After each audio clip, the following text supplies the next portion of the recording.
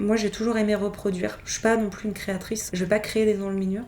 Par contre, ce que j'aime, moi, c'est la reproduction. Trouver le geste exact, en fait. Bonjour, je m'appelle Alice. Je fais un métier pas très connu. Je suis enlumineur. Et ça, c'est vraiment ma dernière enluminure que j'ai réalisée, qui est une copie d'une double page des Heures d'Anne d'Autriche. Et ça, j'ai adoré le faire. Et moi, j'ai adoré le côté miniature, l'architecture, les paysages, les drapés. J'adore faire les drapés, en fait. Donc, j'ai celui-là. J'ai ça.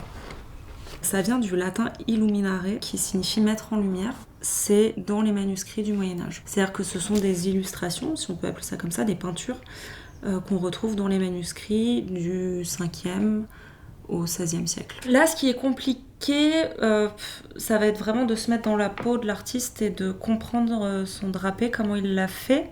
Donc moi, je laisse mon calque scotché à l'œuvre, comme ça, ça me permet de bien travailler. Là, je fais Saint-Jean, des Rigeurs du duc de Berry. C'est assez méditatif quand même. On voit pas le temps passer non plus. En fait, il faut se concentrer sur plusieurs choses, sur les pigments, la quantité d'eau qu'on va mettre, et puis sur le bon geste aussi, ne pas se tromper. Les sources de l'époque, vraiment sur la peinture et l'enluminure, il n'y en a pas beaucoup, mais ce qui est marrant, c'est que c'est des recettes où il faut se débrouiller avec, c'est-à-dire qu'ils vont nous dire « prends un peu de colle, mélange-la avec un peu moins de pigments », et donc après, c'est à nous de faire aussi nos expériences et voir ce qui marche. Ça ressemble un peu au livre de recettes de grand-mère où voilà, il faut se débrouiller et faire ses propres expériences. Donc ça, c'était des pigments qui étaient utilisés au Moyen-Âge, qui contiennent des métaux lourds comme le plomb, le mercure aussi ou l'arsenic.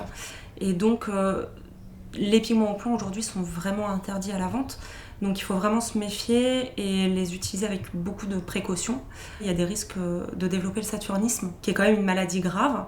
C'est vrai que, moi j'ai mis du temps quand même avant de réussir à en vivre. J'ai eu un atelier pendant 2 ans en ville, dans le centre-ville de Nantes, une boutique en fait. Ça n'a pas du tout marché. Et ensuite il y a eu la période Covid, où là j'ai eu le temps en fait de faire beaucoup de production. Et ensuite en 2021, j'ai commencé vraiment l'enseignement à Paris. Je m'attendais pas à ce qu'il y ait autant de gens qui s'inscrivent pour mes stages, pour mes cours. J'ai beaucoup de demandes, je reçois beaucoup de demandes.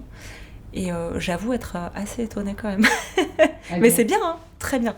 Je suis agréablement surprise, mais j'avoue que je m'y attendais pas. Ouais.